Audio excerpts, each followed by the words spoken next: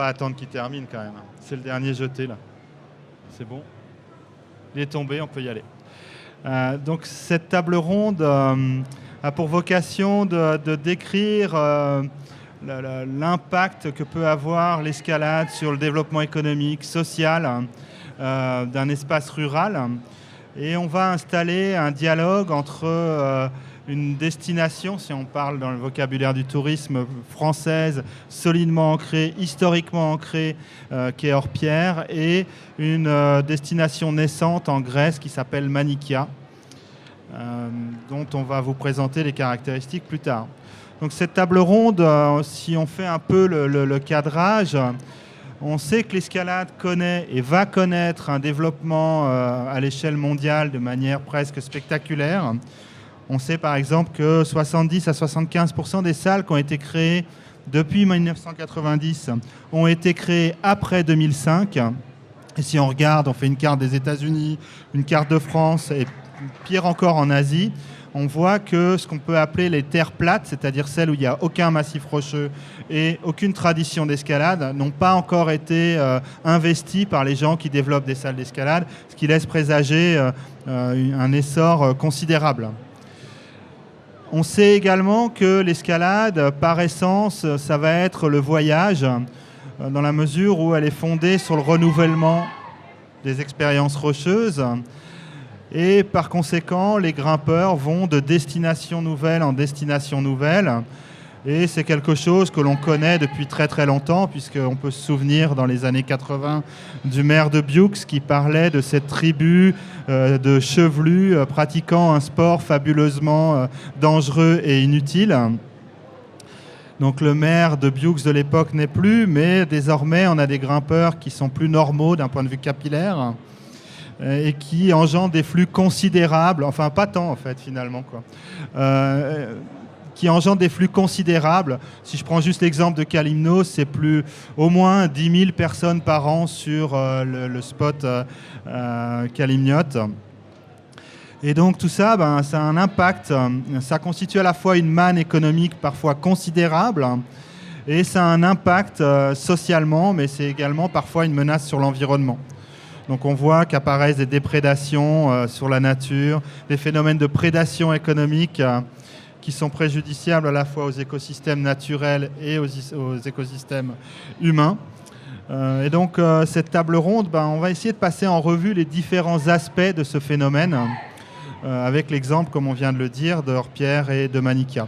Le rôle d'animateur, maintenant, je vais le confier à Yannick, qui va structurer nos débats. En sachant qu'il y a un certain nombre de thèmes et que Yannick, à chaque thème, va annoncer le thème et aussi vous donner la parole.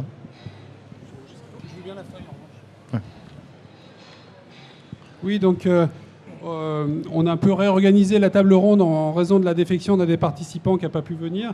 Et donc je me retrouve animateur alors que je n'étais pas censé l'être. Mais donc on va improviser, c'est pas grave, on va trouver des manières de le faire correctement.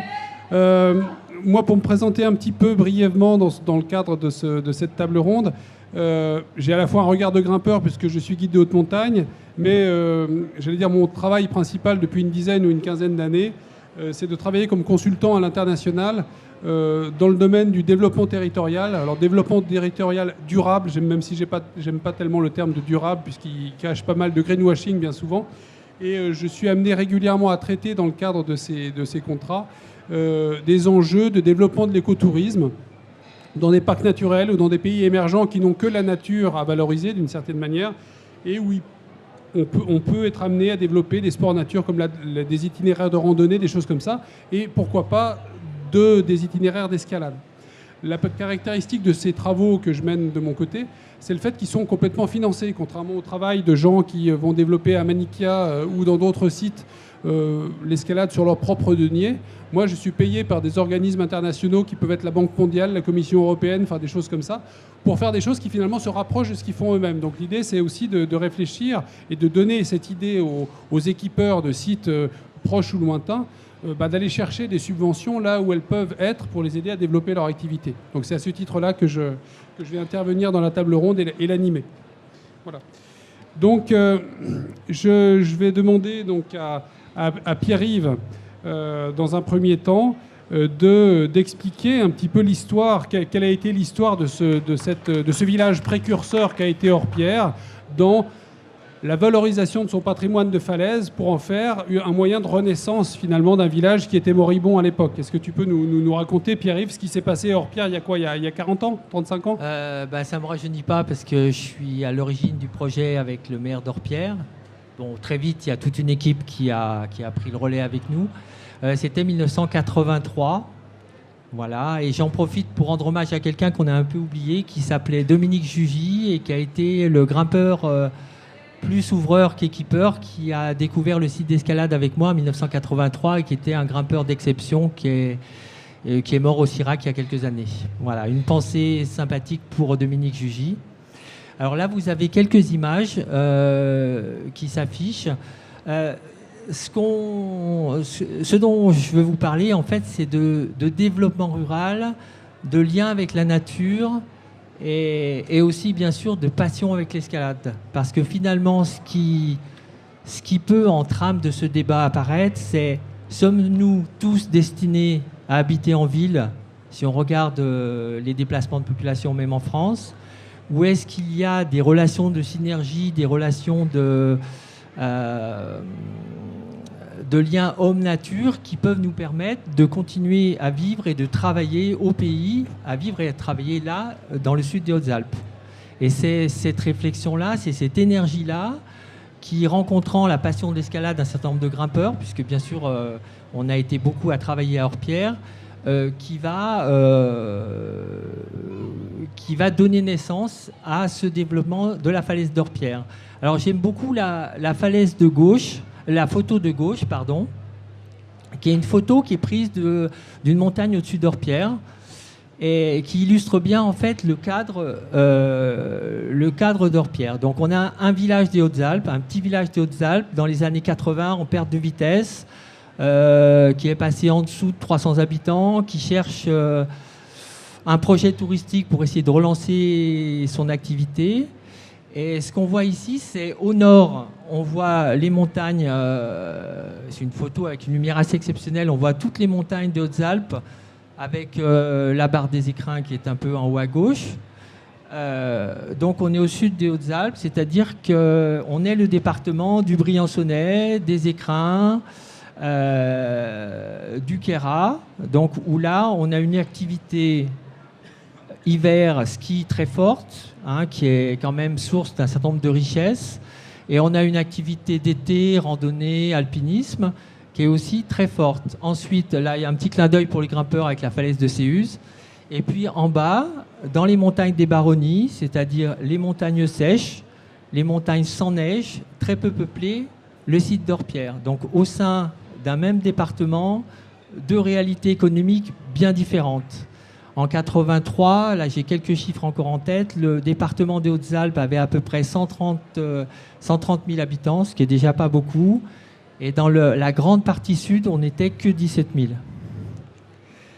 Donc ces territoires, les territoires du sud vont chercher à développer une activité touristique, un relais un peu de la déprise agricole. Et dans les années 80, en 83, va naître l'escalade à Orpierre. Alors, on verra tout à l'heure avec le site de Manica, on va retrouver des correspondances. On a eu la chance, en fait, le développement s'est relativement bien passé à Orpierre et c'est intéressant de regarder pourquoi ça s'est bien passé. Donc, il y avait déjà un besoin économique fort. On n'était pas une falaise avec beaucoup d'emplois autour, avec une vraie richesse. On avait une vraie nécessité. Ensuite, on a eu la chance d'avoir... on a des falaises dont on voit un peu en bas l'ampleur qui sont pour la plupart propriétés communales. Donc pas de conflit d'usage, des terres en déprise agricole. On avait quand même quelques grimpeurs locaux dynamiques qui sont tout de suite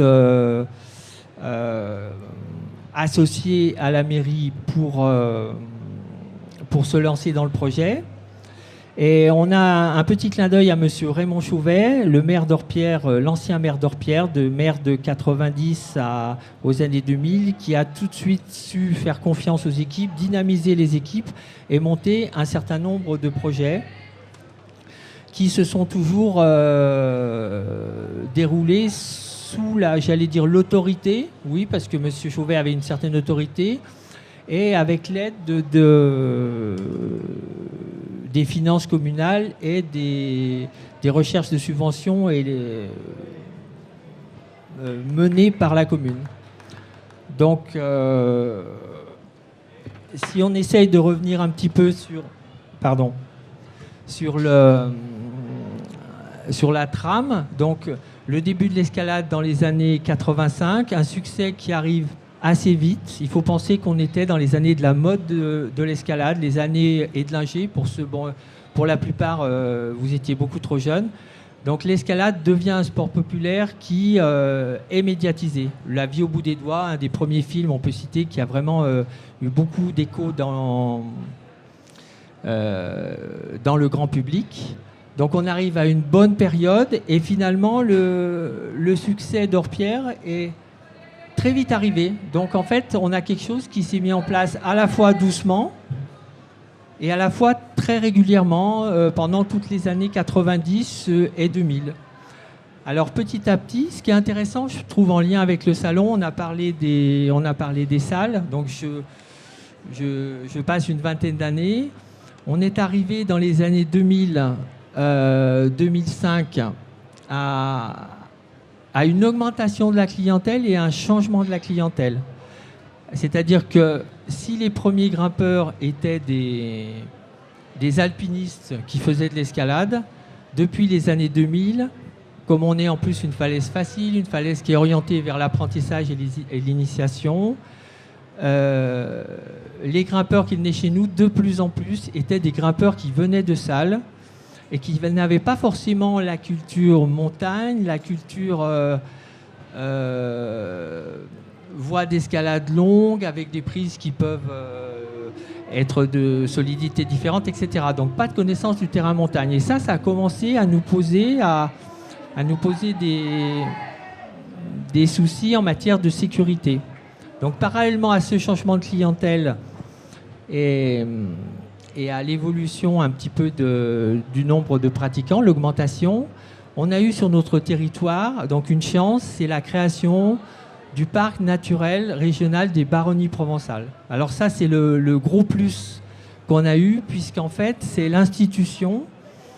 Alors un parc, pour ceux qui connaissent, un parc naturel régional, c'est pas un parc national, hein, pour ceux qui ne connaissent pas plutôt. C'est en fait un projet économique et social d'un territoire mis en place par les acteurs du territoire dans une phase de préfiguration qui envisage dans un milieu naturellement très privilégié. Là, c'est les montagnes des Baronnies, entre Buis et Baronnies, un site d'escalade que vous connaissez peut-être, et Orpierre, qui envisage sur ce territoire quel projet de développement, en lien avec ce milieu privilégié, on va pouvoir construire. Donc, bien entendu, le projet mise en valeur des falaises d'Orpierre a trouvé sa place dans le cadre du développement des activités de pleine nature sur le territoire.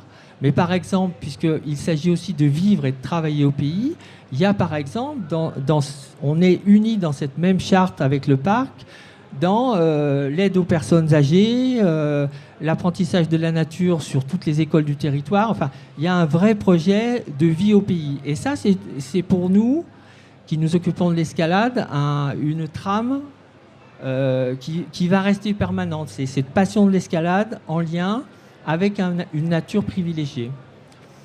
Et donc, on a mené avec le parc différents projets, des études sur la rénovation des prises d'escalade qui s'usaient, des études ornithologiques qui ont amené un partage des falaises entre des zones qui sont laissées en réserve ornithologique communale et des zones qui sont utilisées pour l'escalade.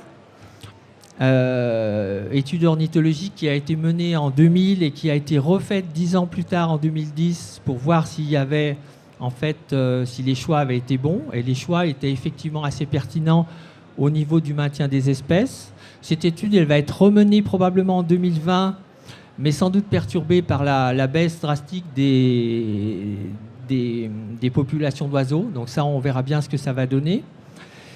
Et donc là où on a eu un changement aussi très important, et puis je m'arrêterai là, c'est que on s'est rendu compte que notre structure, notre fonctionnement avait besoin d'être encore plus organisé. Et on a créé dans les années, disons qu'on n'a pas créé, on a restructuré la commission communale escalade, qui inclut des élus et les professionnels de l'escalade qui travaillent au village, autour de la sécurité. Et dès 2014, on s'est posé la question comment on peut s'y prendre pour réfléchir sur la gestion optimale d'un site d'escalade. Et avec l'aide du parc, on a pu faire une étude de faisabilité de ce qu'on a appelé un plan d'évaluation des risques, c'est-à-dire essayer de voir un petit peu tous les risques existants sur la falaise d'Orpierre et toutes les corrections, toutes les améliorations qu'on pouvait apporter pour avoir la meilleure gestion possible de cette falaise. Donc, ce plan d'évaluation des risques est actuellement vraiment en fonctionnement. Il a 5 grands champs d'action. Le premier, c'est la sécurité des grimpeurs, sécurité des pratiquants, avec 2 volets. Un volet sur l'espace naturel, l'espace falaise. Quelles sont les zones dangereuses, les zones à purger, les zones à surveiller. Et puis aussi le niveau de connaissance de la sécurité des pratiquants, sachant qu'on peut dire que le plus grand danger de l'escalade, c'est la méconnaissance par les pratiquants des règles de sécurité élémentaires. Alors, on a aussi un deuxième champ qui est la sécurité des intervenants, c'est-à-dire des entreprises, de nos moniteurs d'escalade, de nos professionnels qui travaillent sur l'équipement. On a la sécurité juridique de la mairie, qui est responsable des aménagements. On a aussi un 4e volet qui est la sécurité touristique et économique, c'est-à-dire la question pour la mairie, c'est de se dire, à partir de maintenant où j'ai créé une activité qui génère bon an mal an une trentaine d'emplois sur ma commune, petite commune de 350 habitants, donc 30 emplois, c'est énorme. Est-ce que, donc là je parle pour le maire qui se pose la question, est-ce que la gestion de ma commune, la gestion du projet escalade est la bonne? Et puis une dernière on a aussi le dernier, c'est toujours un autre, la sécurité écologique du site par rapport à l'usure des prises, par rapport à l'ornithologie, par rapport au milieu naturel. Voilà, cette attention qui fait l'objet régulièrement d'études et de constatations de l'évolution. Voilà. Une dernière petite question pour clore ce passage de ton intervention. Est-ce qu'on peut donner quelques chiffres, une approche un peu quantitative, c'est-à-dire 40 ans de développement de l'escalade à Orpierre, ça donne aujourd'hui combien de voies? Un village qui est passé de combien d'habitants à combien d'habitants? Enfin voilà, des choses toutes simples comme ça. Est-ce que tu peux nous donner quelques éléments? Alors oui, c'est pas l'escalade qui a tout fait bien sûr, mais on est passé de 250 à 350 habitants. Donc on a pu garder notre école, ce qui est toujours important. On a aujourd'hui 452 voies et 670 longueurs, puisqu'en fait, nous on dit souvent que toutes les escalades sont à Orpierre, depuis les escalades très faciles de 30 mètres jusqu'aux escalades de 180 mètres au Kikillon, avec des voies de plusieurs longueurs. Et au niveau pratiquant, on est autour à peu près de 60 000 journées grimpeurs par an. Donc on a des chiffres précis parce que le parc des Baronnies provençales a financé des éco-compteurs qui sont des compteurs qui nous permettent de connaître la fréquentation jour par jour. Et donc on a la chance d'avoir une fréquentation assez régulière, que ce soit week-end ou semaine. Grosso modo, on peut dire que presque toute l'année, du mois d'avril jusqu'à l'automne, avec des pics de fréquentation, les grands week-ends, toutes ces choses-là, mais ça les grimpeurs connaissent très bien, la surfréquentation des grands week-ends. On a 200 ou 300 grimpeurs, même en semaine, sur le site d'escalade. Donc presque on a à peu près l'équivalent entre le nombre d'habitants et le nombre de grimpeurs. Voilà, il y a un grimpeur pour un habitant. Donc maintenant, on va changer de pays. On va rester à peu près sous les mêmes latitudes, mais on change de pays. On va en Grèce. Alors, on va parler du site de Manikia grâce à l'éclairage d'Olivier Aubel.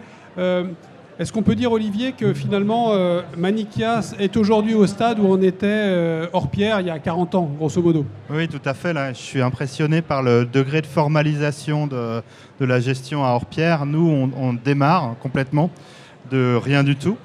On démarre à Manikia. Donc, je vais vous situer un peu Manikia. Sur la carte, on ne voit pas très bien, mais vous voyez Kalymnos qui est dans le Dodécanèse, à côté de... Je vais descendre, comme ça je pourrais vous montrer.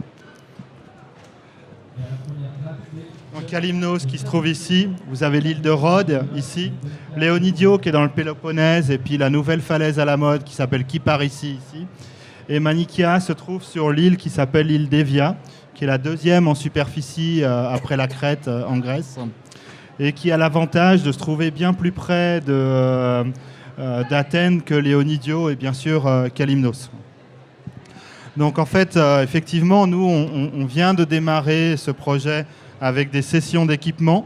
Donc c'est un peu particulier parce qu'on se déplace en général, là on y était encore hier, avec une quinzaine d'équipeurs simultanément qui font des espèces de poussées d'ouverture qui rajoutent à peu près une centaine de voies à chaque déplacement. Donc c'est un petit peu un mode particulier d'ouverture. On essaye d'associer les ouvreurs grecs également, qui pour certains étaient présents sur le site. Donc comment a démarré ce projet? Ce projet, il a démarré de manière fortuite par une rencontre entre un moniteur d'escalade qui se trouve à Kalymnos et une journaliste dans un avion qui lui dit « Viens voir mon île, il y a plein de falaises ». Il y va. Il rencontre la municipalité qui lui dit « Ouais, bon, vous pouvez équiper les falaises, mais il faudrait quand même nous faire un plan de développement qui soit un peu rationnel, etc. » De ce pas, il vient me voir en me disant « Écoute, Olivier, moi, je ne sais pas faire, je le connaissais bien. » Et il me dit bah, « Viens nous aider. » Et ça a duré pendant 4 ans. On n'a pas vraiment avancé de réunion en réunion avec la municipalité, etc. On sait qu'on avait comme contre-modèle à la fois Léonidio et Kalymnos. Pourquoi?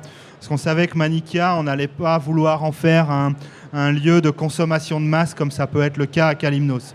À Kalymnos, pour vous donner des repères, il doit y avoir au moins 10 000 grimpeurs différents par an, si ce n'est plus, qui fréquentent le lieu. Je ne parle pas en journée grimpeur, parce qu'en journée grimpeur, on est bien au-dessus de 60 000.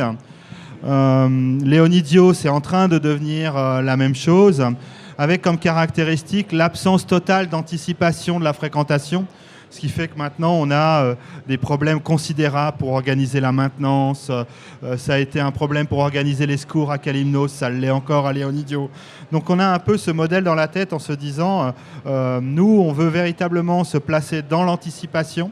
On veut essayer de ne pas faire un modèle de consommation de masse en restreignant la fréquentation par tout un tas de dispositifs comme le rallongement des marges d'approche, comme la priorité donnée aux grandes voies, comme la communication dont on va bien boucler le contenu de manière à ce que ça ne soit pas trop attractif justement, etc., etc. On veut également, et ça c'est un principe qui a été mis en application à Hors-Pierre puis qui a visiblement bien fonctionné, impliquer les gens qui sont sur le site, les habitants, pour qu'ils prennent en main complètement le développement de l'escalade, mais pas uniquement de l'escalade puisque c'est une terre de spéléo, c'est paradoxalement une terre où on peut faire du ski de randonnée l'hiver puisque ça culmine à 1700 mètres et qu'il y a systématiquement de la neige tous les hivers. Une terre pour les activités nautiques, etc., etc. Et donc, c'est plus globalement le tourisme sportif qu'ils vont envisager comme un vecteur de développement. Et l'escalade, c'est la première discipline qui va véritablement émerger. Et on essaie d'impliquer les locaux dans la gestion et également envisager de former un certain nombre de jeunes, d'avoir des actions comme vous le faites dans les écoles, etc., avec, dans le cadre de partenariats avec des marques, etc., etc. Est-ce que de la même manière, tu peux nous donner quelques éléments concrets pour essayer de visualiser un petit peu le potentiel à Manikia? Bon, moi j'y suis allé, mais on connaît Hors-Pierre. Qu'est-ce qui pourrait, si tu veux le comparer par exemple à des falaises françaises, quelle serait la taille comparable? Qu'est-ce qu'on a comme potentiel de grimpe là-bas aujourd'hui? Pour le moment, on a actuellement 300 voies d'équipées, donc 7 voies de plusieurs longueurs. On va atteindre à terme, alors que bon, c'est un chiffre, on dit 2000 voies, c'est à peu près ce qu'on imagine. Mais à chaque fois qu'on se promène au pied des falaises, on trouve des nouveaux spots. Et puis on se dit, ah mais là, on va pouvoir faire ci, on va pouvoir faire ça. Donc par exemple, on a ici tout ce secteur-là où on sait que rien que ça peut faire 100 voies, à peu près 100 à 200 voies ici. Cette session-là, on a équipé celle-ci. On pensait que ça faisait 50 mètres. Finalement, ça en fait 80. Donc on découvre à chaque fois des nouvelles choses. Donc on dit 2000 voies. Mais ça, c'est une des parties de l'île parce qu'il y a encore d'autres parties sur l'île où il y a exactement le même potentiel que celui-là. Il y a surtout une immense falaise juste à côté de celle-là. On pourrait dire que c'est un peu comme Presles, peut-être un peu moins grand que Presles, mais c'est... Oui, ça, on peut comparer à Presles, si ce n'est que à Presles, il y a essentiellement des grandes voies, bon, t'as Tinadal et puis Pierre-Beach, mais voilà, on peut comparer à Presles pour la partie grande voie. Et puis le canyon qu'on voit là-haut, le panorama du canyon, c'est plus des secteurs avec une vingtaine, trentaine de voies à chaque fois, quoi. Et en ce qui concerne le village de Manica, c'est combien d'habitants aujourd'hui par rapport à ce que ça a pu être avant? Parce que moi, j'y suis allé, c'est un village un petit peu fantôme, en partie en tout cas aujourd'hui. Alors en Grèce, la caractéristique de la Grèce, c'est que les Grecs sont partis partout dans le monde. Vous avez des grosses communautés en Floride, en Nouvelle-Zélande, en Australie, en Belgique, en Allemagne. Et il n'est pas rare de trouver des papys qui ont 90 ans dans les rues, qui vous adressent la parole en français, en allemand, en anglais, parce qu'ils ont travaillé là-bas, puis ils sont revenus au village. Le village, il y avait 600 personnes avant. Ils ne sont plus qu'une cinquantaine maintenant. 50, 60. Eux, ils ont perdu leur école. Les enfants, il n'y en a plus d'ailleurs. Ils vont plus loin dans la vallée, à Conistrès, dans un autre village. Et donc, effectivement, c'est un village fantôme. C'est un village fantôme qui se repeuple un peu pendant les vacances et beaucoup au moment des élections. Parce que les Grecs reviennent en masse voter pour élire là, le président du village que vous voyez en bleu sur la photo. Donc, c'est un village... quand ils nous ont vus arriver, ils n'imaginaient pas qu'on pouvait grimper sur ces falaises et qui maintenant est totalement mobilisé pour nous aider à développer l'escalade. Donc on arrive à 300 voies et je pense que d'ici 4 ou 5 ans, on pourra friser les 600-700 voies, je pense, ouvertes. Alors, on a parlé du succès d'Orpierre en 40 ans. Je ne sais pas si Pierre-Yves, tu pourras me le confirmer ou l'infirmer, mais tu semblais dire que le succès finalement d'Orpierre, il était dû à plusieurs facteurs, dont le positionnement en particulier de cette falaise en termes de sécurité et d'accessibilité de la difficulté. C'est-à-dire que il me semble que l'image d'Orpierre, c'est une image de falaise où on peut grimper dans une très bonne sécurité par rapport à la moyenne, et également où on peut faire facilement du CISA, entre guillemets, si je peux me permettre ça, avec en plus une qualité de vie qui est propre à la région. Mais voilà, l'image de marque, si on veut parler marketing, c'est ça. Donc est-ce que ce positionnement de sécurité et de facilité d'accès, finalement, est un facteur majeur dans le développement d'Orpierre et dans son succès, plus précisément? Et après, on étudiera à Manica quel est son positionnement marketing en termes d'équipement et de choix d'équipement. Alors, effectivement, le regard particulier, l'attention particulière portée sur la qualité de l'équipement a été un des critères essentiels. Il faut se rappeler que dans les années, on va dire 85, il n'y en a pas beaucoup qui étaient nés là. Dans les années 85, toutes les voies faciles des falaises étaient équipées par des grimpeurs forts. Donc en gros, vous aviez un premier point à 5 mètres, un deuxième point à 10 mètres, le troisième à 15. Donc en gros, vous tombiez dans les 15 premiers mètres, pratiquement vous étiez au sol. Donc c'était pas quelque chose qui aidait à se mettre à l'escalade dans des conditions faciles. Et c'est vrai que si l'escalade Orpierre a toujours été réfléchie, assez rapidement, c'était pas la sécurité qu'on a mis en avant, mais on s'est dit, nous, on a besoin de vivre toute l'année. Donc, il faut qu'on fasse d'Orpierre une grande falaise, parce qu'on se rendait compte que si c'était grand, les gens viendraient passer des vacances chez nous. On va faire et comme on a rapidement eu des Suisses, des Allemands, des gens qui étaient attirés par notre climat, hein, puisque grimper à Orpierre, c'est aussi c'est le soleil au village, hein, la plupart du temps. Donc on s'est dit, il faut que la falaise soit grande, avec beaucoup de secteurs différents. Et ces secteurs-là, donc on a vite compris que les grimpeurs, ils étaient tous plus ou moins, quand on grimpe dans du 5, et ben on aime bien avoir un secteur où on peut faire beaucoup de voies en 5. Si on grimpe dans du 6, et ben qu'on a un beau mur en 6 avec 10 longueurs en 6, et ben ça va être super. Donc on s'est dit, on va vraiment essayer de travailler, de faire des secteurs où un professionnel de l'escalade ou un grimpeur indépendant dans son niveau peut grimper confortablement, passer un moment. Et puis, effectivement, mais c'est venu en même temps, finalement, des voies bien équipées, de qualité, bien nettoyées, bien équipées pour grimper en toute sécurité. Et ce qui est intéressant, et je finis là-dessus, c'est de se rendre compte que des grandes voies qu'on a équipées dans les années 85, qui nous paraissaient à l'époque, mais presque suréquipées, au regard des grandes voies, je pense à la falaise de la Drèche, je ne sais pas s'il y en a qui connaissent, et ben dans des secteurs à gros bacs, assez facile en 4C, on se dit maintenant par rapport aux pratiques de grimpeurs qui grimpent en salle, un point tous les 5 mètres puisqu'on est en bout de longueur, ce qui était le rêve à l'époque, maintenant en fait ne l'est plus du tout. Donc il y a aussi l'idée que on a dû et on a su évoluer avec les pratiques au fil des 35 ans.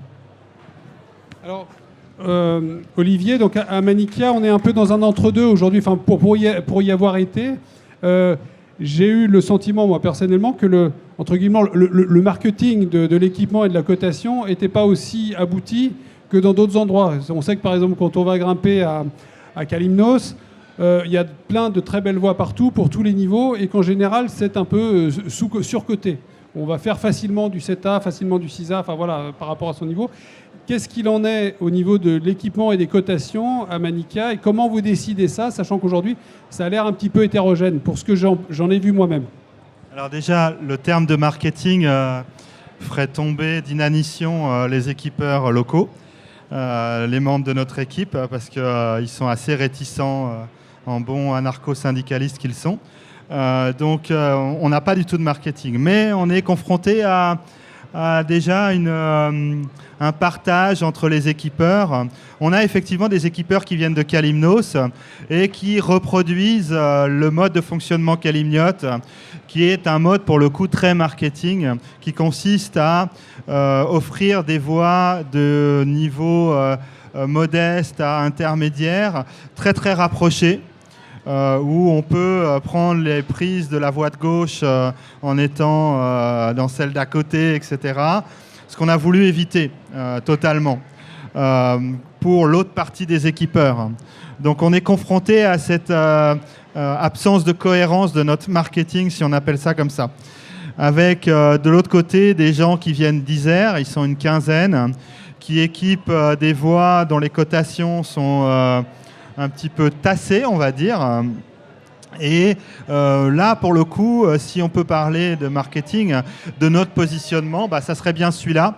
C'est-à-dire d'avoir quelque chose de tassé en termes de cotation, une escalade non standardisée, qui va donner, par exemple, on a une blague entre nous. Pour nous, l'ouverture à Kalymnos, on appelle ça l'ouverture code-barre. Donc si vous prenez un code-barre, vous regardez, ça fait un beau topo de falaise avec des lignes droites très très serrées. Ça va être l'escalade code-barre qu'on va retrouver beaucoup à Kalymnos. On en a un peu chez nous, à Manikia. Mais maintenant, l'autre partie va faire des choses. Vous voyez, je vous ai mis le topo où le cheminement il est pas rectiligne, où il peut y avoir des jonctions entre deux voies, où on a des voies de 50 mètres, on a des choses de ce type-là. Donc c'est effectivement pas quelque chose de standardisé pour la majeure partie. Et c'est l'état d'esprit qu'on veut donner au lieu. en termes de sécurité, puisque c'était un des soucis à Orpierre, et c'est un des vecteurs aussi quand on va à Kalymnos ou dans les sites modernes, ça reflète un petit peu les modèles de la salle artificielle, pour le dire, en termes de rapprochement de l'équipement au moins.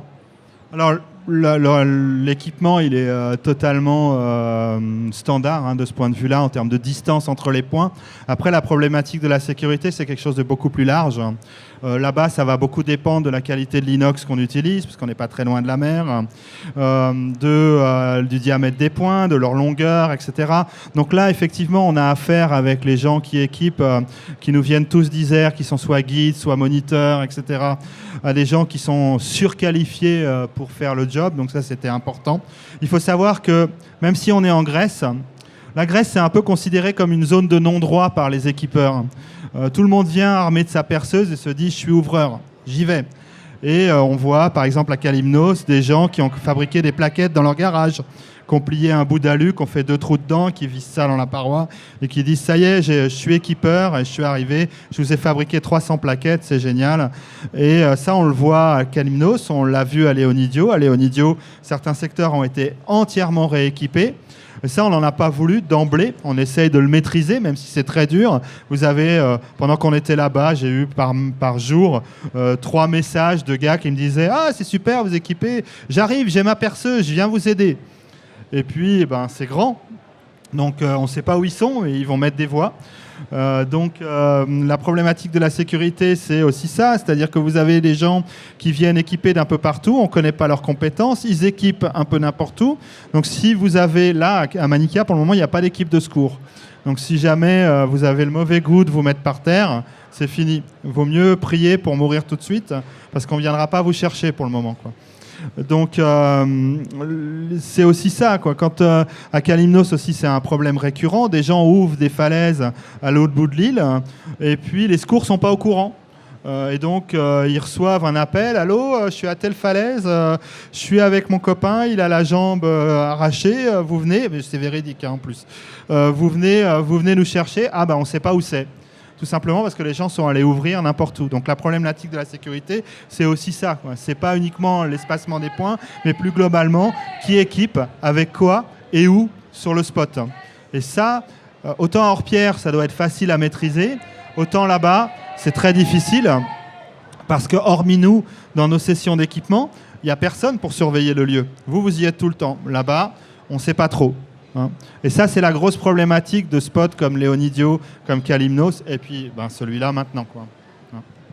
Alors, même si le terme marketing n'est pas forcément, et peut être un peu péjoratif, je veux dire, comment on positionnerait, dans votre tête, j'imagine que vous avez une idée du positionnement futur de Manica en termes de grimpe, c'est-à-dire que à Orpierre, on vient chercher de l'escalade de plaisir et sécurisée. Si on va grimper à Taria au Maroc, ça sera plutôt de l'escalade aventureuse où il n'y a pas de secours non plus, etc. À Manica, qu'est-ce qu'on viendrait chercher à terme en termes de grimpe par rapport à d'autres spots? Pourquoi on choisirait celui-là plutôt que d'autres? Qu'est-ce que vous avez en tête, vous, de construire finalement? Alors, on va très clairement, je pense, s'orienter vers le niveau intermédiaire et supérieur et aussi vers les grandes voies. S'il y a un potentiel pour faire des grandes voies incroyables. Juste là, la semaine dernière, il y en a 5 qui se sont ouvertes et on va aller vers ce modèle-là avec effectivement le niveau intermédiaire et supérieur, justement pour limiter la fréquentation. On n'est pas les seuls en Grèce qui, par ici, par exemple, qui est au sud de Léonidio, se dirigent aussi vers ce modèle et délibérément n'ouvrent pas de voie facile pour limiter la fréquentation. Parce qu'il faut bien imaginer que là, le problème, c'est pas tant d'avoir des clients, c'est plutôt d'en avoir, mais dans une quantité raisonnable, puisque ce site, il a une capacité d'accueil. Il y a des terres qui sont dans le dispositif Natura 2000. Il y a une flore exceptionnelle, il y a des aigles, vous avez des oiseaux extraordinaires, et on veut arriver à protéger ça. Par exemple, un dogme, c'est vous ne quittez pas le village avec votre voiture. Vous restez dans le village et vous allez aux falaises à pied. Ça peut vous faire marcher 1h30. La falaise du canyon qu'on voit là-haut, en dessous du nom du village, il faut 1h30 pour y aller depuis le village. Ça descend et ça remonte. Donc c'est bien fatigant. Et on laissera comme ça. Alors, en termes de gouvernance, est-ce qu'on pourrait comparer à la fois ce qui s'est passé à Orpierre ou ce qui se passe encore à Orpierre et les situations auxquelles vous êtes confrontés à Manikia. Donc Pierre-Yves, tu peux nous retracer brièvement quelle a été la gouvernance et quelle est la gouvernance du développement de l'escalade à Orpierre assez rapidement, et puis on présentera la différence. Donc en fait, je vais dire quelque part, il y a eu deux gouvernances, c'est-à-dire une espèce de gouvernance de normes, c'est-à-dire quelles sont les normes d'équipement. Et là, je pense clairement à la FFME, qui a finalement structuré l'escalade, qui a normalisé les équipements avec les ECF et aussi à l'ENSA, et avec des très beaux cahiers qui existent encore d'ailleurs, sur comment équiper, comment bien équiper. Et la norme a évolué, et c'est vrai que ça nous a servi de point d'appui pendant toute l'élaboration de l'équipement des falaises. Rajoutons quand même, parce qu'il faut quand même rendre hommage à la FFME, même si aujourd'hui elle déconventionne les falaises.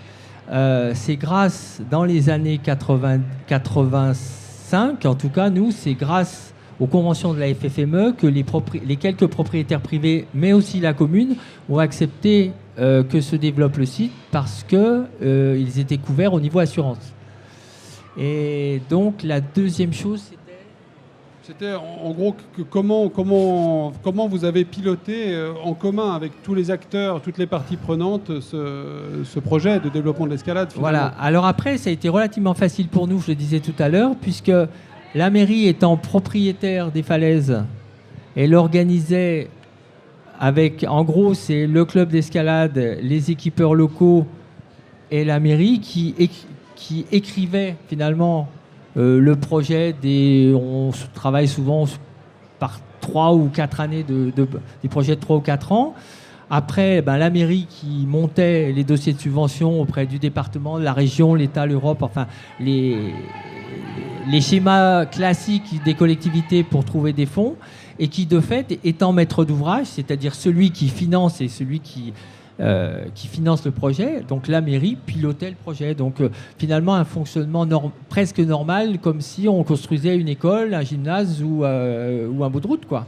Alors, donc, pour résumer, donc, au niveau d'Orpierre, une implication totale de la mairie qui finalement pilotait le projet avec des prestataires presque, voilà, que vous étiez.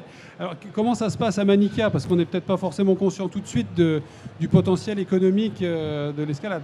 Alors, le point de départ, effectivement, on va retrouver la municipalité, mais on est dans un contexte grec qui est très particulier. Le contexte grec, c'est, vous le savez, des difficultés économiques gigantesques et une énorme crise. Donc une société qui est précarisée de cette manière-là, les gens, vous les faites pas penser en mode projet, hein. Ils ne se projettent pas dans l'avenir. Leur préoccupation, c'est comment je mange demain. Donc quand on leur parle projet à 2 ans, à 3 ans, à 4 ans, c'est déjà beaucoup trop loin. Donc ça a été la première difficulté. Deuxième difficulté, c'est la défiance entre des habitants à l'égard des pouvoirs publics. On connaît tout ça en Europe à des degrés divers, mais là-bas, c'est encore plus important. C'est encore plus important.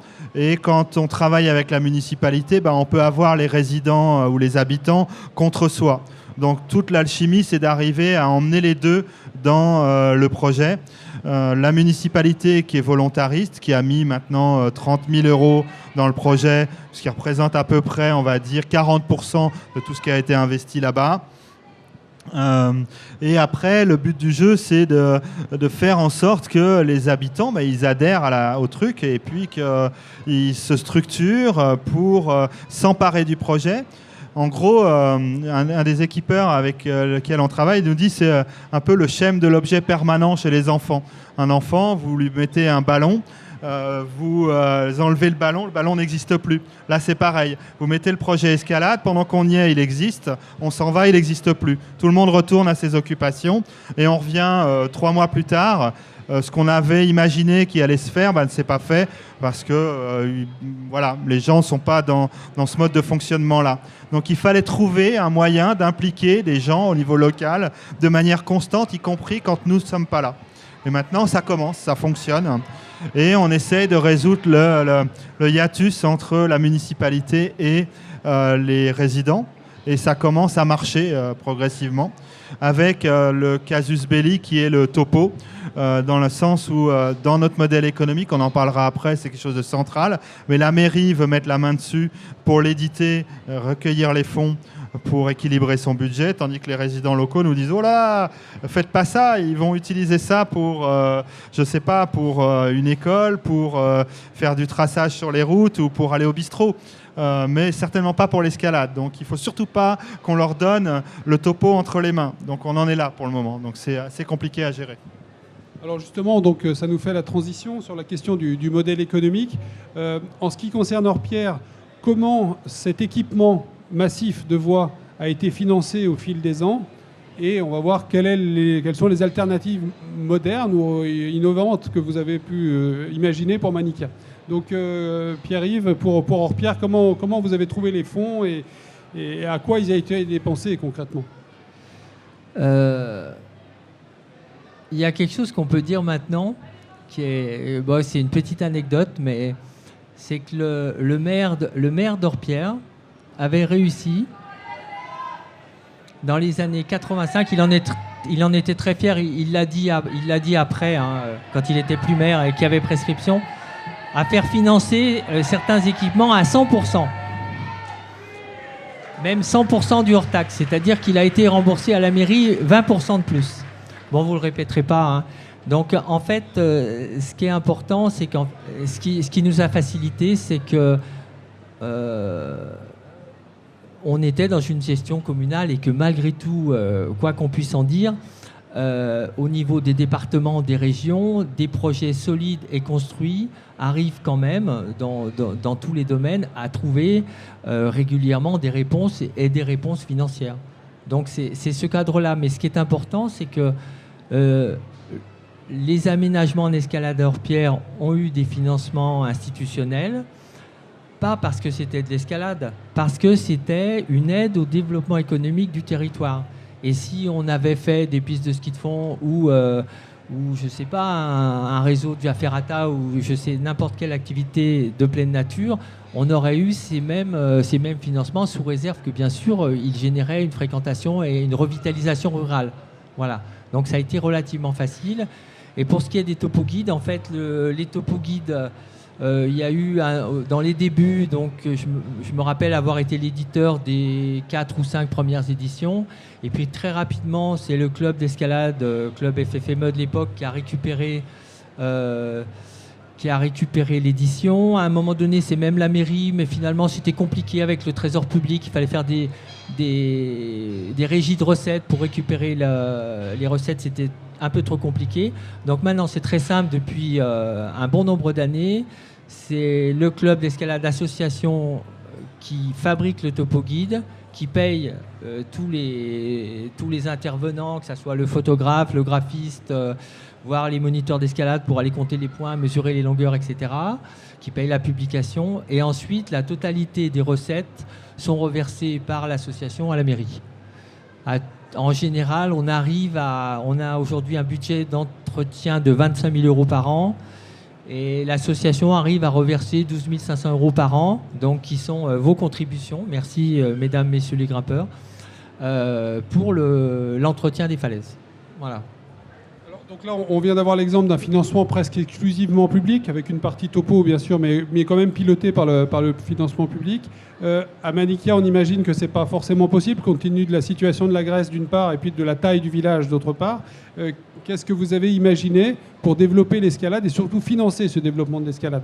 Alors, le point de départ, ça a été l'impulsion donnée par Nicolas Glé, donc, qui a les murs d'escalade Espace Vertical, la société Espace Vertical à Grenoble, qui, voyant, comme c'est un ami d'enfance, voyant le potentiel du site, s'est dit tous les ans, Espace Vertical consacre entre 6 et 10 000 euros à financer des actions d'équipement, et on va aller investir là-bas cette année. Donc c'était au mois d'avril. Un ami de Nicolas, Victor Thomas, a également mis quelques milliers d'euros dans la première campagne d'équipement. On a reçu des dons d'entreprises, de Petzl, etc. Et on est parti comme ça. Et c'était délibéré dans la mesure où on pensait véritablement que les Grecs allaient se dire « Ah, ça existe !» dès lors qu'on allait commencer à ouvrir des voies, qu'on allait être pendu dans les falaises, etc. Et ils allaient se dire « Ah bah oui, effectivement, ils ne nous ont pas vendu du rêve, ils sont là, ils viennent équipés. » À partir de là, la municipalité a embrayé, a voté un budget de 25 000 € pour les points d'ancrage et finance à la fois l'hébergement, les billets d'avion, etc. Et donc, quand on imagine la contribution de la municipalité de Kimi à Liveri, donc en Grèce, une commune, c'est une intercommunalité en France. Et les villages ont à chaque fois un président et il y a un maire au niveau de ce qu'on appellerait l'interco en France. Et donc pour une intercommunalité comme Kimi à Liveri, mettre 30 000 € sur la table pour le développement de l'escalade, c'est gigantesque quand on connaît les finances publiques grecques. Donc, je sais qu'à Léonidio, ils sont sur un modèle un peu comme ça, où la municipalité a investi dans l'équipement. À Kalymnos, c'est essentiellement sur des deniers privés. Chez nous aussi, à Manikia, il y a donc Nicolas et Victor, mais aussi Claudidou, qui est un équipeur de Kalymnos, qui pour le moment a mis de sa poche 50 relais et 600 points. Ce qui est gigantesque pour un individu. Donc ça fonctionne aussi de cette manière-là, quoi. Mais à terme, notre modèle, très clairement, c'est, après cette impulsion, de trouver une espèce d'autonomie financière grâce au topo. Il faut savoir qu'un topo comme celui de Kalymnos peut rapporter au moins 100 à 200 000 € pour une édition, ce qui est considérable.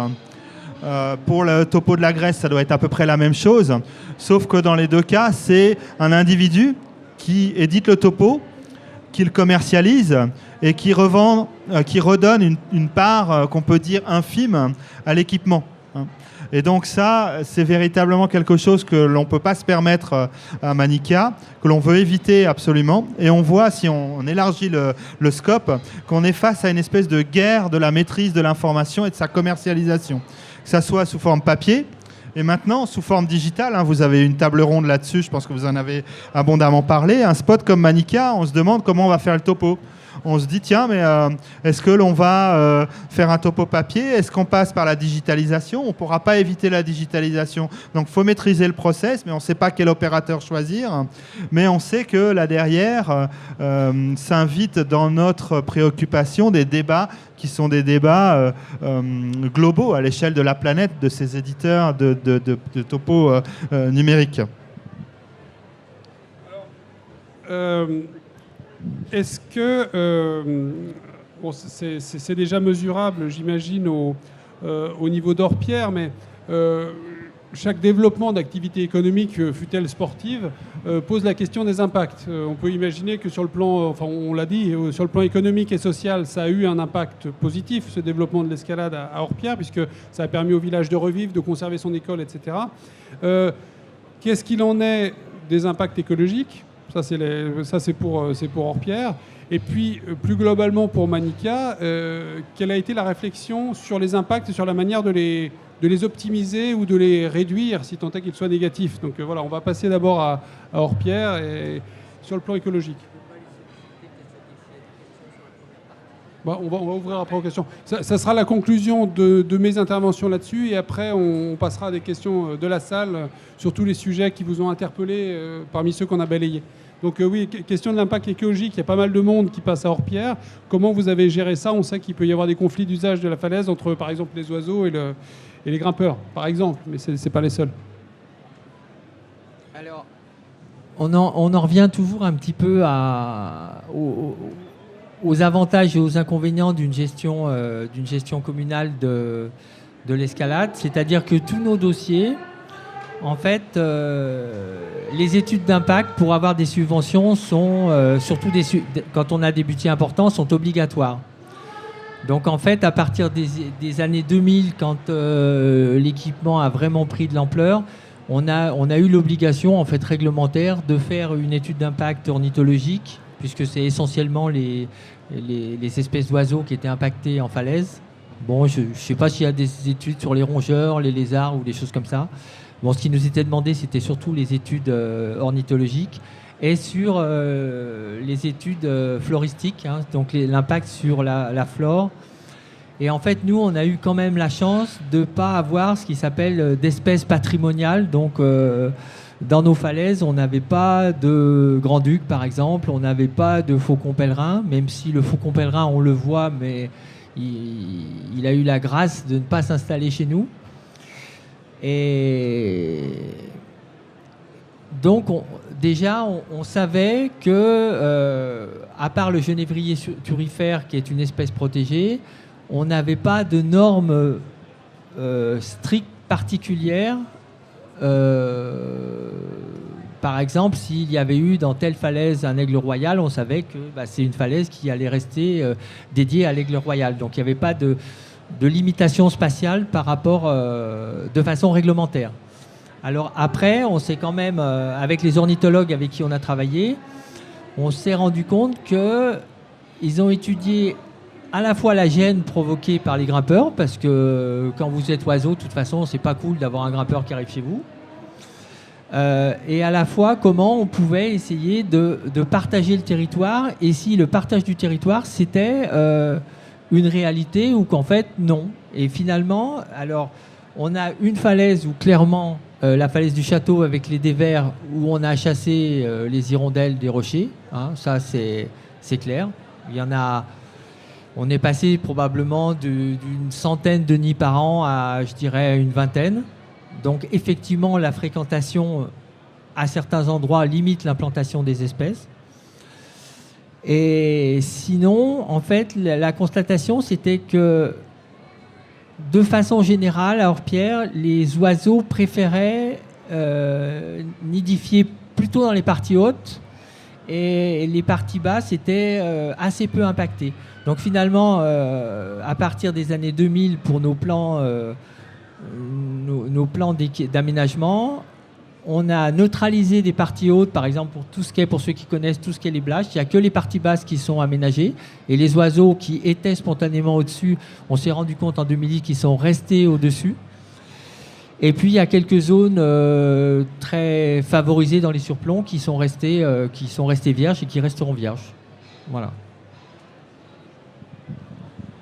Alors, nous concernant, comme on est au début de l'histoire, on n'a effectivement pas de mesures d'impact, et c'est pour ça aussi que je m'y suis moins investi en tant qu'universitaire, c'est de me dire, on a une quasi-situation expérimentale avec Manicka, on est au moment zéro, où on va pouvoir compter ce qui se passe d'un point de vue économique, compter d'un point de vue, ou décrire ce qui se passe d'un point de vue social, et mettre en place effectivement des études d'impact environnemental, même si, quand on connaît le lieu là-bas, ce qui menace le plus la végétation, c'est les feux. On a eu un feu gigantesque à Manicka, ça peut nous ruiner les falaises du jour au lendemain. Mais effectivement, on ambitionne de mettre ça en place de manière quasi presque scientifique en quelque sorte, hein, et notamment mettre en place un questionnaire d'impact économique, mettre en place une observation que moi j'ai déjà commencé à faire de l'impact social avec un certain nombre d'indicateurs sur la mise en réseau des acteurs, sur le nombre de gens qui se mobilisent autour du projet, qu'on voit assister aux réunions, sur la rénovation du patrimoine bâti et son ouverture à la location, etc. Donc je suis en train de construire les indicateurs de cette mesure d'impact. Donc on va donner la parole aux éventuelles questions dans le public. Il y a du monde qui voudra intervenir, ou soit donner un éclairage, soit poser une question. On parle beaucoup de développement, mais est-ce qu'il y a des points négatifs du coup à ce développement ? Enfin, je sais qu'Orpierre, il y en a quelques-uns que vous essayez de battre par rapport à la surfréquentation, mais est-ce qu'il y a d'autres choses qui peuvent apparaître sur le côté négatif du développement ?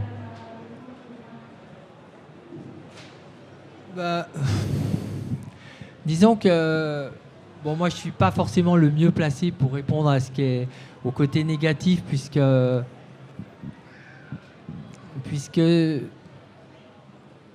sans doute je suis acteur trop passionné du projet depuis sa création et puis parce que aussi j'ai vu revivre le village qui était destiné à, donc c'est quelque part, je vais dire, j'exagère, mais c'est difficile de cracher dans la soupe, quoi. Je me dis, ah oui, on a fait tout ça.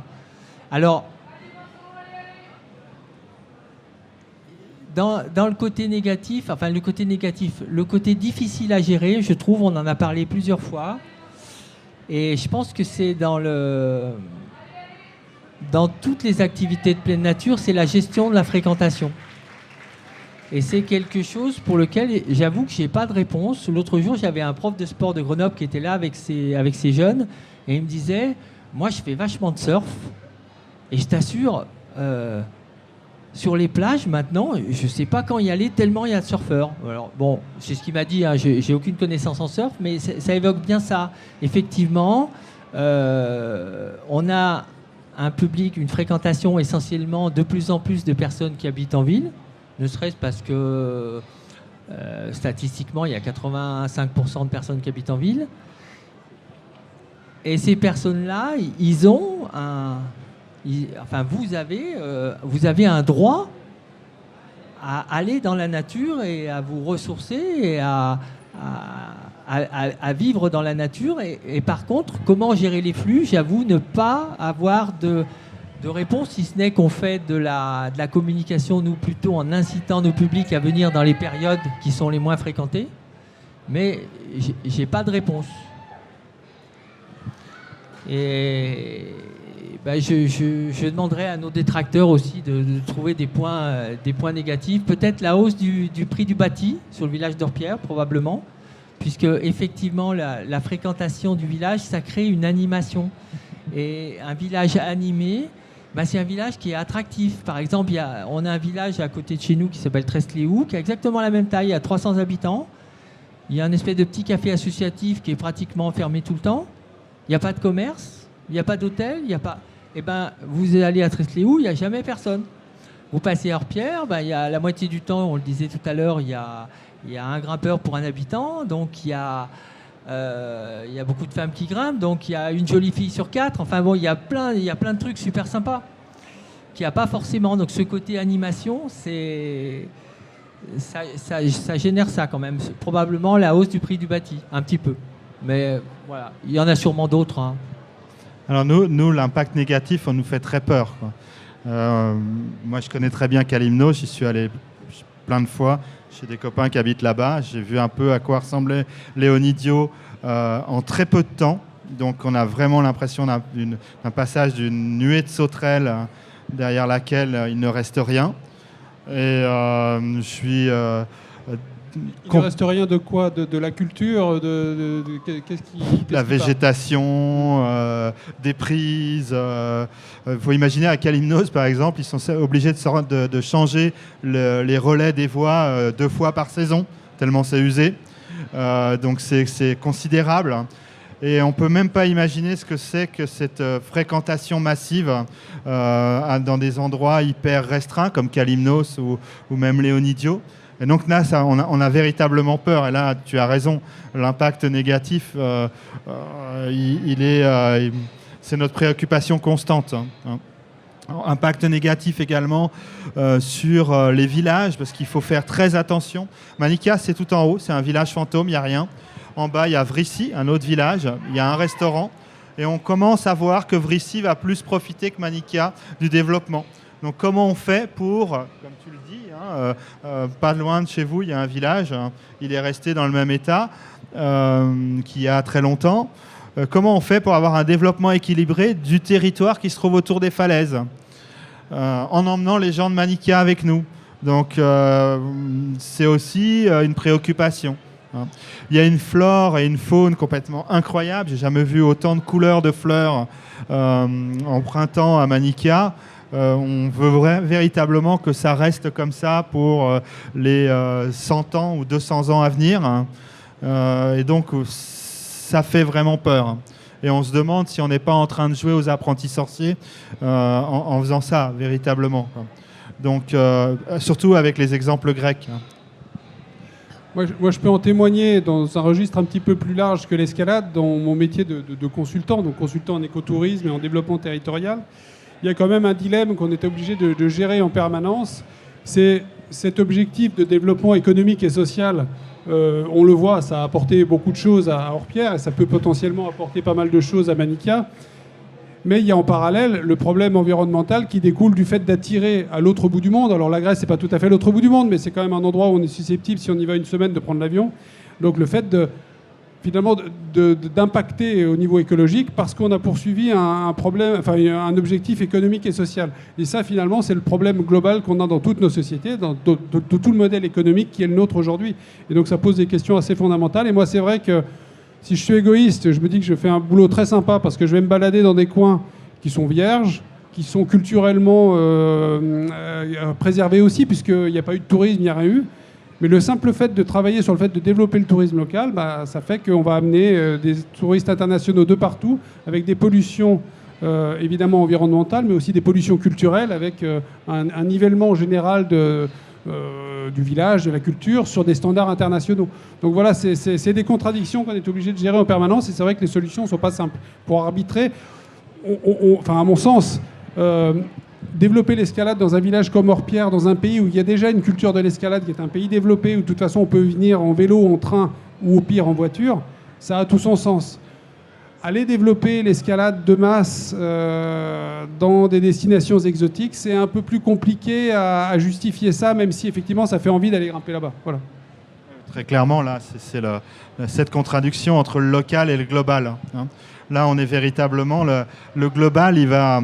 pour une part, se nourrir du local, mais il va le transformer aussi. Donc, c'est une crainte. Mais en même temps, j'ai pas mal de copains qui me disent « Ouais, mais c'est nul votre truc, tout le monde va prendre l'avion pour aller là-bas, vous vous rendez compte de la gabegie d'un point de vue écologique, etc. » Mais en même temps, quand vous êtes avec les gens du village qui, pour certaines familles, vivent à 5 ou 6 avec 200 €, vous vous dites peut-être qu'on va faire quelque chose quand même là. Hein.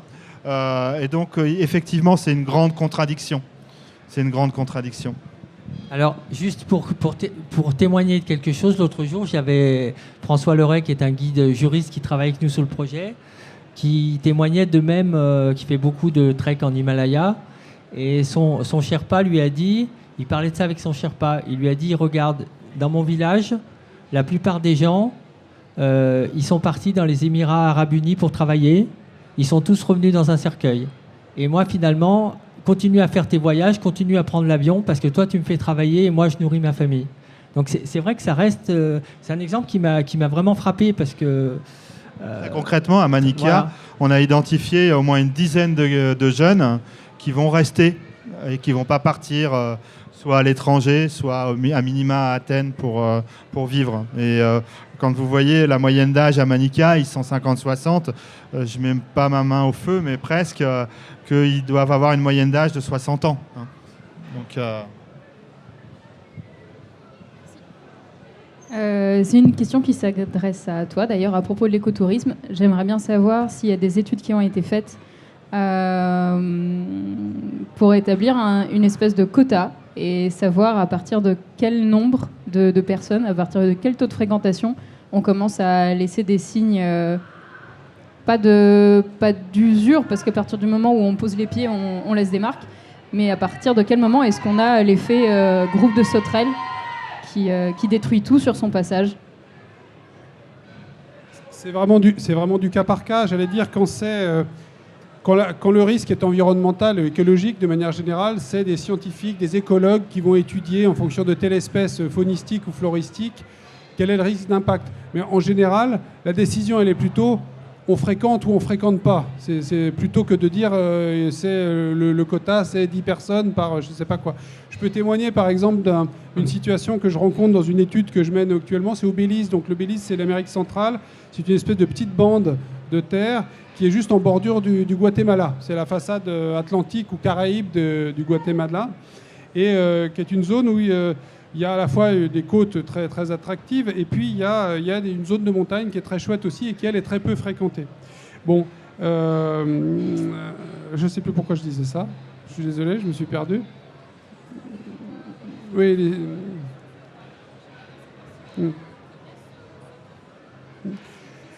Il n'y a pas d'analyse quantitative qui permet de dire au-delà de tel quota de personnes, c'est dangereux. Il n'y a pas d'analyse vraiment mathématique, il n'y a pas de modèle mathématique. Mais là, oui, je sais pourquoi je reviens à ça. Donc je travaille là-bas avec les gardes, les éco-gardes, des gens qui sont censés préserver tout le massif forestier, qui est une réserve de biosphère vraiment très, très intéressante, y compris sur le plan mondial. Et ils sont censés également organiser une forme d'écotourisme. Et les gars me disent... Mais nous, on en est désolé, mais finalement, le seul modèle écotouristique qui serait valable, parce qu'ils ont, parmi les espèces qu'ils veulent préserver, c'est un endroit où on trouve des vols entiers de haras, des grands haras bleus, jaunes, etc. Enfin, ces espèces emblématiques de l'Amérique du Sud. Vous avez aussi des jaguars, vous avez tout un tas de faunes comme ça. Et ils nous disent, oui, nous, dans notre forêt actuellement, telle qu'elle est actuellement, c'est-à-dire très peu fréquentée, moi, je vous emmène dans des coins, vous allez être noyés sous les haras, vous verrez des jaguars tous les jours, etc. etc. Ils nous disent finalement le seul modèle écotouristique qui serait viable de notre point de vue environnemental, ce serait de faire du tourisme de luxe, c'est-à-dire vous faites venir des gens richissimes qui vont payer à prix d'or le fait de pouvoir aller se balader dans tel ou tel endroit où on sait qu'il y aura ces haras, ce jaguar et machin, mais de fermer à toute autre fréquentation que ces gens extrêmement riches. Voilà. Donc leur manière à eux, leur modèle à eux, c'est de dire on fait payer très cher, donc du coup, une seule personne, un milliardaire, va venir et il va payer autant que l'aurait fait 2000 personnes, par exemple. Je caricature, mais c'est un petit peu ça. Donc voilà, l'arbitrage, alors ça sera évidemment pas ça à Manicka, mais je pense aussi que les contraintes écologiques sont sans doute inférieures à Manicka par rapport au cas extrême que je viens de vous citer, mais il n'y a pas de modèle mathématique. Voilà, après, c'est plutôt du tout ou rien. On fait venir les gens ou on les fait pas venir dans des coins comme ça, écologiquement très sensibles. Et tu pourras de toute façon pas contingenter, quoi. Parce que tu peux pas leur interdire de venir.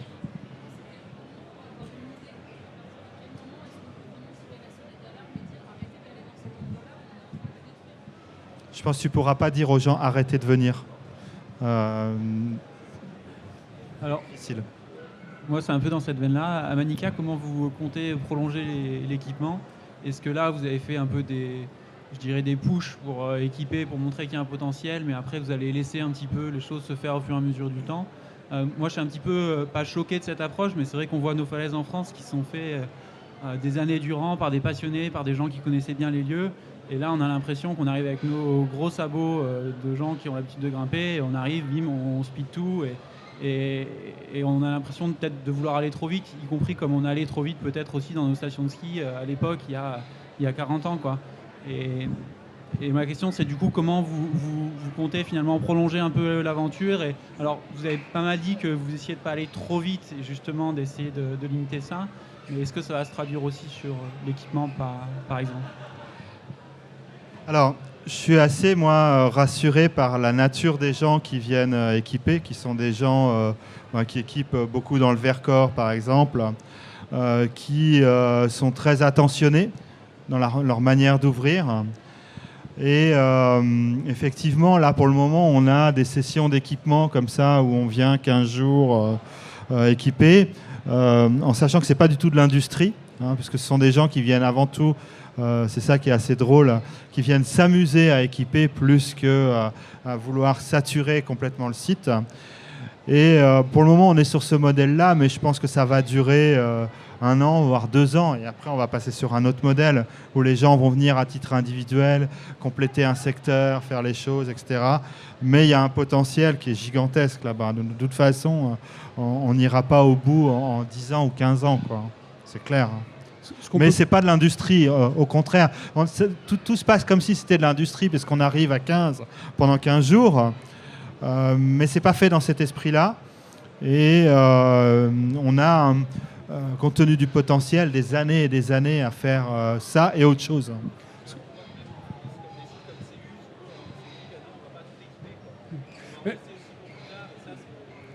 Ce qu'on peut peut-être citer comme autre exemple d'apport exogène de l'escalade, puisque finalement ce qui se passe à Manicka, c'est des gens qui ne connaissent absolument pas la pratique, qui voient arriver chez eux des grimpeurs qui vont équiper leurs falaises. C'est un peu ce que tu mets en cause. On a plein d'autres exemples dans le monde d'endroits où ça s'est passé comme ça, c'est-à-dire Wadi Rum en Jordanie, c'est pas du tout des grimpeurs les Bédouins à l'origine. Et finalement, ils en tirent aujourd'hui des bénéfices assez considérable, puisqu'ils construisent des lodges, on va appeler ça comme ça, c'est pas tout à fait des lodges, mais il y a tout un accueil touristique qui se fait dans un endroit où avant il n'y en avait pas. Et ça s'est fait en bonne intelligence avec les grimpeurs qui étaient dans une optique absolument pas industrielle, c'était plutôt des ouvreurs aventuriers ou aventureux de manière générale, et qui ont équipé selon une éthique qui correspondait tout à fait au lieu et qui attire aujourd'hui pas mal de monde. Mais un autre apport exogène de l'escalade, c'est aussi à Taria au Maroc, c'est pareil, le village de Taria, ils ne connaissaient rien du tout aux falaises, à la possibilité même de grimper sur ces falaises qui les environnaient. Et finalement, cet apport complètement exogène de la part d'Occidentaux dans ce village a été très bénéfique pour le village aussi, si on prend l'avis des locaux. Mais ça s'est fait aussi de manière non industrielle, on est d'accord? Oui, tout à fait. Alors, Ça s'est fait de manière douce. la chose aussi, c'est que il y a en quelque sorte une quasi-urgence de faire exister la destination pour les habitants au niveau local. Donc effectivement, si on n'atteint pas, on va dire, les 500 voies ouvertes, il n'y a aucune chance qu'on attire des gens. Donc il faut aller au moins jusque-là, quoi. Et ensuite, après, effectivement, il y aura un autre modèle qui va se mettre en place. Là, on a la chance, c'est quasi extraordinaire, d'avoir environ 15 équipeurs qui se mobilisent 2 fois par an pour venir. Combien de temps ça va durer? 1 an, 2 ans, mais ça sera tout. C'est déjà pas mal, hein, mais ça fera exister la destination. Et la nature des gens qui sont là me fait penser qu'on ne fait pas n'importe quoi, hein. Oui, donc j'ai une question par rapport à, grosso modo, à la patine des voies. C'est-à-dire qu'on a d'une part un site, les sites grecs, hein, donc très à la mode, très fréquentés et avec pas mal de dévers aussi. Et puis Hors-Pierre, un site sur lequel on a pas mal de fréquentation, mais surtout 40 années de grimpe. La question c'est, bon, Hors-Pierre, je sais qu'il y a eu de la recherche, on va dire, pour réparer l'usure, retrouver du grain. Voilà. Comment on fait? Quels sont les résultats que vous avez eus à Hors-Pierre? Et qu'est-ce qu'on peut envisager sur du long terme aussi dans les dévers grecs, par exemple, où on sait que ça va être crade, qu'il y a aussi ce moment de bascule où c'est trop crade pour qu'on ait envie de brosser.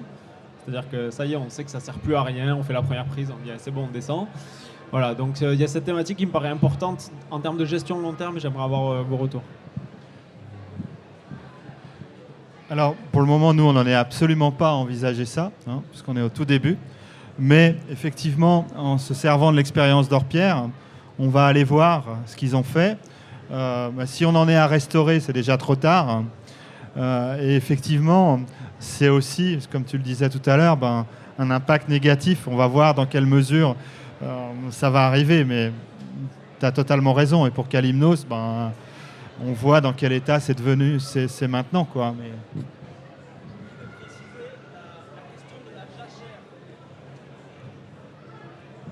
Pardon, j'ai oublié de préciser une des pistes qui me paraît intéressante, c'est la question de la jachère comme pour les terres agricoles, c'est-à-dire on laisse en repos des secteurs pendant peut-être 10 ans et en fait de faire tourner peut-être les secteurs. Je parle vraiment du temps long, mais je pense qu'aujourd'hui sur certains sites où on a 40 ans de grimpe, la question elle peut se poser en ces termes peut-être pour la première fois.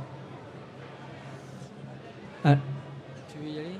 Donc nous, c'est quelque chose qui effectivement nous travaille. Il y a, je ne sais pas si vous avez vu les prises d'escalade, les nouvelles prises d'escalade qui sont un peu exposées dans le salon. Et je me suis dit, super, il y a des prises spéciales Hors-Pierre. Et encore, peut-être pas tout à fait. C'est-à-dire que maintenant, il y a beaucoup de prises d'escalade où il y a très peu de grain. Il y a un petit endroit où il y a du grain et tout le reste, c'est tout lisse. Donc finalement, on est en train d'être sans doute au top dans les voies les plus fréquentées. Donc vous pourrez venir grimper à Hors-Pierre pour être fort dans vos compètes de bloc, sachant que vous pourrez tenir les prises, même les prises lisses. Mais bon, ça c'est que pour les compétiteurs. Alors pour les autres, en fait, on s'est posé la question, ça fait longtemps qu'on y pense. On a fait une étude avec une élève ingénieure de la fac de chimie d'Aix-Marseille.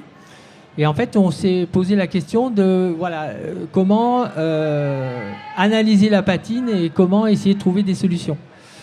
Donc assez vite, l'étude a essayé d'analyser les filières possibles selon les falaises. Et en tout cas pour nous, le calcaire dur. Donc on a ramassé beaucoup d'échantillons qui sont partis dans des laboratoires.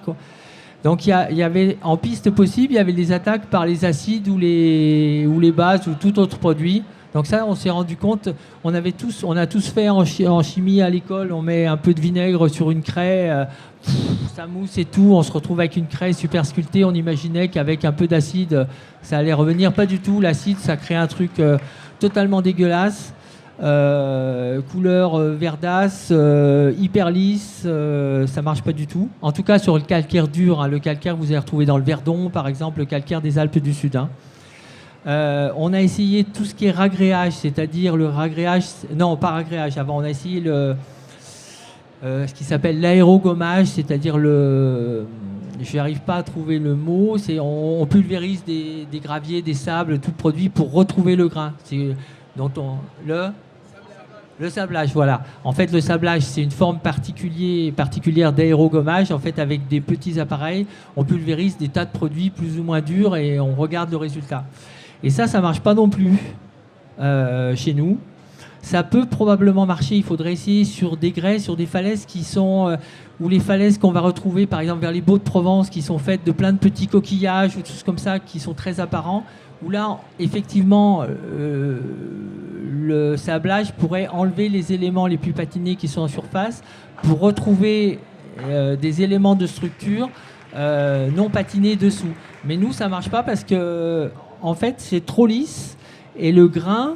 Donc il y a eu des analyses au microscope électronique pour essayer de comprendre pourquoi. Le grain du calcaire est trop fin, donc ça ne marche pas.